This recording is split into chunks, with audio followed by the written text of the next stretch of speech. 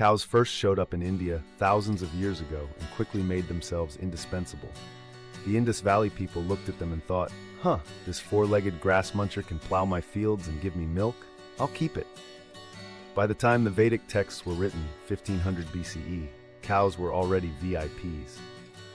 The Rig Veda literally calls them Agnya, meaning do not kill, making cows the first animals in history to get legal protection before even existing as a country. Talk about privilege. Meanwhile, the Zebu cow, the humped one, became the OG bovine of India. That hump? It wasn't just for looks, it gave them an extra dose of attitude. The holy upgrade from dairy queen to goddess, 500 BCE, 300 CE. As Hinduism evolved, cows got an instant promotion from farm animal to sacred being.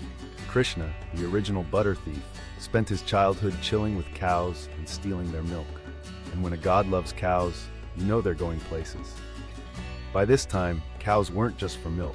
They were eco-friendly factories producing fuel, dung, fertilizer, more dung, and even flooring material. Yep, still dung. Basically, ancient Indians turned cow poop into a multi-purpose miracle product. Buddhists and Jains also jumped on the cow love bandwagon, promoting ahimsa, non-violence. The cows were probably thinking, finally some job security. The Gupta era, the golden age of Moo, 300 to 600 CE. During the Gupta Empire, cow protection laws were officially a thing. Kings banned cow slaughter, temples kept personal cow herds, and milk became an essential part of rituals.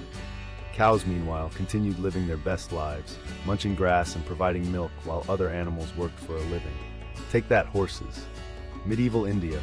The beef drama begins, 1200 to 1700 CE. Then came the Delhi Sultanate and Mughal Empire, and suddenly, cows found themselves in the middle of a political beef, pun intended. Some rulers, like Akbar, were cow-friendly and tried to keep the peace. Others, like Aurangzeb, were less concerned about cow protection, which caused tensions.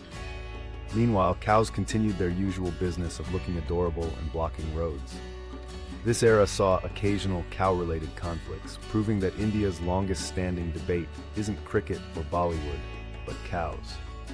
British rule, the cow becomes a political superstar, 1757 to 1947. When the British colonized India, they didn't know what hit them. Suddenly, cow protection became a nationalist movement, with Hindus protesting against cow slaughter. The British, confused and probably wondering why they weren't fighting over tea instead, tried to manage things. But by the late 19th century, the cow protection movement had taken off, and cow-related riots started happening. At this point, the cows were basically national celebrities, with people fighting over them more than cricket fans fight over an India-Pakistan match. After independence, cows were officially protected under the Indian Constitution. Today, cow slaughter is banned in many states, but the holy cow versus beef politics debate still rages on. Meanwhile, cows roam freely in cities, chilling in the middle of highways like they own the roads, and let's be honest, they kind of do. They've also inspired an entire industry of cow-based products, including cow urine medicine, because why waste anything when a cow is involved? Final thoughts. The undisputed king or queen of India. Cows in India have gone from farm animals to divine beings to political hot topics. But no matter what, they remain the only beings in India who can sit in the middle of a highway, stop traffic, and still get away with it. Seriously, no animal in history has had better PR than the Indian cow.